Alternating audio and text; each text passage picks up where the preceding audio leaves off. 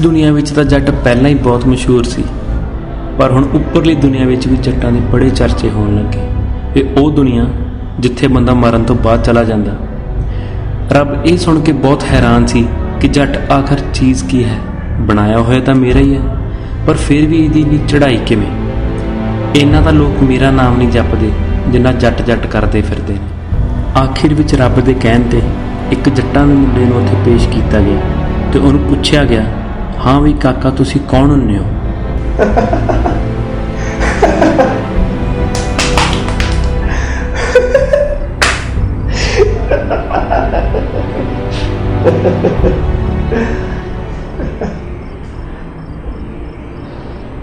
ਉਹ ਨੱਚੋ ਨੇ ਲੋਕੀ ਜਿਹਨੂੰ ਸਿਰਾ ਕਹਿੰਦੇ ਨੇ, ਜੱਟ ਉਹ ਨੱਚੋ।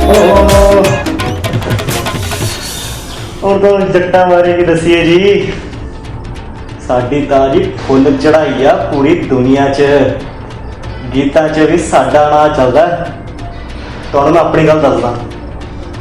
ਮੈਂ ਤਾਂ ਜੀ ਚੰਡੀਗੜ੍ਹ ਕਾਲਜ 'ਚ ਪੜ੍ਹਦਾ ਸੀ। ਬਾਪੂ ਪਿੰਡੋਂ ਖੁੱਲਾ ਖਰਚਾ ਭੇਜਦਾ ਸੀ। ਨਾਲੇ ਆਪਾਂ ਰੱਖਿਆ ਸੀ ਇੱਕ ਬੁਲਟ, ਇੱਕ ਰੱਖੀ ਸੀ ਜੀਪ।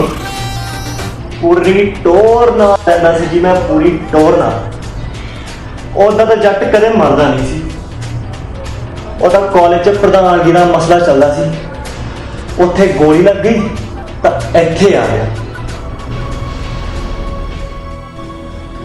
ਇਹ ਸਭ ਦੇਖ ਕੇ ਇਦਾਂ ਲੱਗ ਰਿਹਾ ਸੀ ਕਿ ਉਸ ਮੁੰਡੇ ਨੂੰ ਆਪਣੀ ਮੌਤ ਦਾ ਕੋਈ ਪਛਤਾਵਾ ਨਹੀਂ ਹੈ, ਪਰ ਕਿਤੇ ਨਾ ਕਿਤੇ ਰੱਬ ਨੂੰ ਹਾਲੇ ਵੀ ਇਹ ਨਹੀਂ ਸੀ ਪਤਾ ਲੱਗ ਰਿਹਾ ਕਿ ਜੱਟ ਚੀਜ਼ ਕੀ ਹੁੰਦੇ ਨੇ। ਫਿਰ ਰੱਬ ਦੇ ਕਹਿਣ ਤੇ ਉਸ ਮੁੰਡੇ ਦੇ ਪਿਤਾ ਜੀ ਨੂੰ ਉੱਥੇ ਪੇਸ਼ ਕੀਤਾ ਗਿਆ ਤੇ ਉਹਨਾਂ ਨੂੰ ਪੁੱਛਿਆ ਗਿਆ ਕਿ ਜੱਟ ਕੌਣ ਹੁੰਦੇ ਨੇ। ਸਾਡੀ ਤਾਂ ਜੀ ਕਾਹਦੀ ਜ਼ਿੰਦਗੀ ਜੀ। ਸਭ ਤੋਂ ਜ਼ਿਆਦਾ ਦੁਖੀਦਾਰ ਸੀ ਦੁਨੀਆ 'ਚ। 1.5 ਕਿੱਲਾ ਜ਼ਮੀਨ ਸਾਡੇ ਹਿੱਸੇ ਆਈ ਜਦੋਂ ਵੱਡਾ ਭਰਾ ਅਲੱਗ ਹੋਇਆ ਸੀ। ਘਰ ਦੇ ਹਾਲਾਤ ਤਾਂ ਪਹਿਲੇ ਹੀ ਖਰਾਬ ਸੀ, ਸਿਰਫ ਗਰੀਬੀ ਹੀ ਸੀ। ਮੈਂ ਤਾਂ ਦਿਨ ਰਾਤ ਖੇਤੀ ਕਰਦਾ ਸੀ। ਆਪਣੇ ਬੱਚੇ ਦੀ ਪੜ੍ਹਾਈ ਕਰ, ਉਹਦੀ ਪੜ੍ਹਾਈ ਲਈ ਸਭ ਕੁਝ ਕੀਤਾ। ਤੇ ਮੁੰਡੇ ਨੂੰ ਮੈਂ ਛੋਟੇ ਹੁੰਦੇ ਤੋਂ ਹੀ ਪੜ੍ਹਨ ਲਈ ਸ਼ਹਿਰ ਉੱਥੇ ਹੋਸਟਲ 'ਚ ਹੀ ਰੱਖਿਆ ਤਾਂ ਚੰਗੀਆਂ ਪੜ੍ਹਾਈਆਂ ਕਰਦੇ ਤਾਂ ਕੁਝ ਬਣ ਜਾਵੇ। ਠੀਕ ਤੇ ਕਿਤੇ ਜ਼ਮੀਨਾਂ ਲੈ ਕੇ ਤਾਂ ਉਹਦੀਆਂ ਫੀਸਾਂ ਭਰੀਆਂ ਤੇ ਮੁੰਡਾ ਵੱਡੇ ਲੋਕਾਂ ਦੇ ਮੁੰਡੇ ਨਾਲ ਰਲ ਗਿਆ। ਉਹਦਾ ਦੀ ਰੀਸ ਕਰਨ ਲੱਗ ਗਿਆ।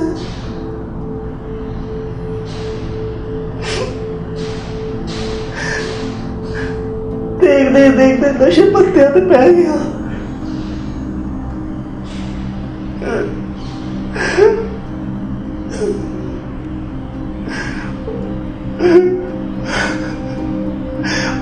ਹੌਲੀ ਸਿਰ ਕਰਦਾ ਚੜਦਾ ਗਿਆ।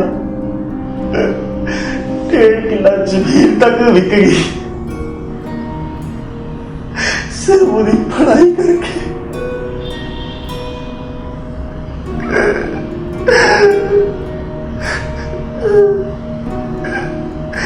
ਫਿਰ ਵੀ ਉਹਨੂੰ ਮੈਂ ਕੁਛ ਨਹੀਂ ਦੱਸਿਆ ਕਿ ਤੂੰ ਤਾਂ ਦਿਲ ਨਾ ਟੁੱਟੇ।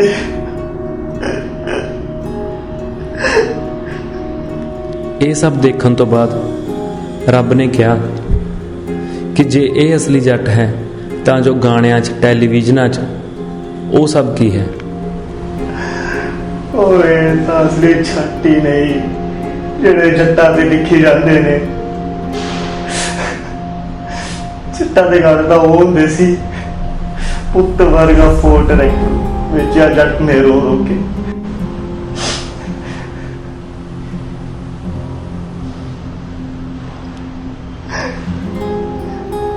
ਜਦੋਂ ਤੱਕ ਮੈਂ ਜਿਉਂਦਾ ਸੀ ਤਦ ਤੱਕ ਤਾਂ ਮੈਂ ਇਹ ਸੋਚਦਾ ਸੀ ਕਿ ਸਾਡੇ ਪੁੱਤਰ ਨਸ਼ੇ ਤੋਂ ਲੰਘ ਕਿੱਦਾਂ ਜਾਂਦੇ। ਸਰਕਾਰ ਤਾਂ ਇੰਨਾ ਕੁਝ ਕਰ ਰਹੀ ਹੈ ਰੋਕਣ ਲਈ, ਤੇ ਅੱਜ ਜਦੋਂ ਇੱਥੇ ਆਇਆ ਤੇ ਸੱਚ ਪਤਾ ਲੱਗਿਆ ਕਿ ਜਿਹੜੇ ਬੰਦੇ ਨਸ਼ੇ ਰੋਕਣ ਦੀ ਗੱਲ ਕਰਦੇ ਨੇ ਅਸਲ ਚ ਤਾਂ ਨਸ਼ੇ ਦੇ ਵਪਾਰੀ ਉਹ ਨੇ। ਇੱਕ ਕਿੱਲਾ ਜ਼ਮੀਨ ਸਾਡੇ ਹਿੱਸੇ ਰਹਿ ਗਈ ਸੀ, ਉਹ ਵੀ ਕੁੜੀ ਦੇ ਵਿਆਹ ਤੇ ਕਿੱਥੇ ਗਈ ਕੁਛ ਨਹੀਂ ਪਤਾ ਚੱਲਿਆ। ਘਰ 'ਚ ਰੋਟੀ ਔਖੀ ਹੋ ਗਈ ਸੀ, ਇਹ ਗੱਲ ਮੈਂ ਬਰਦਾਸ਼ਤ ਨਾ ਕਰ ਸਕਿਆ ਤੇ ਰੋਜ਼ ਮਰਦਾ ਰਿਹਾ ਤੇ ਰੋਜ਼ ਮਰਨ ਤੋਂ ਚੰਗਾ ਮੈਂ ਇੱਕੋ ਵਾਰ ਮਰ ਜਾ ਤੇ ਮੈਂ ਚਾਹ ਪੀ ਲਿਆ।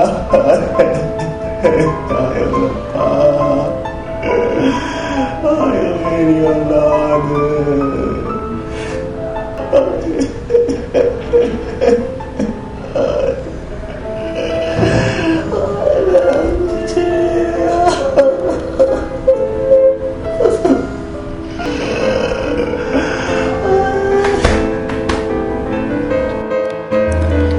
ਗੀਤਾਂ ਦੇ ਵਿੱਚ ਜੱਟਾਂ ਨੇ ਤਾਂ ਕਦਰ ਮਚਾਈ ਆ, ਪਰ ਅਸਲ ਦੇ ਵਿੱਚ ਜੱਟਾਂ ਦੀ ਕੁਝ ਹੋਰ ਸੱਚਾਈ ਆ।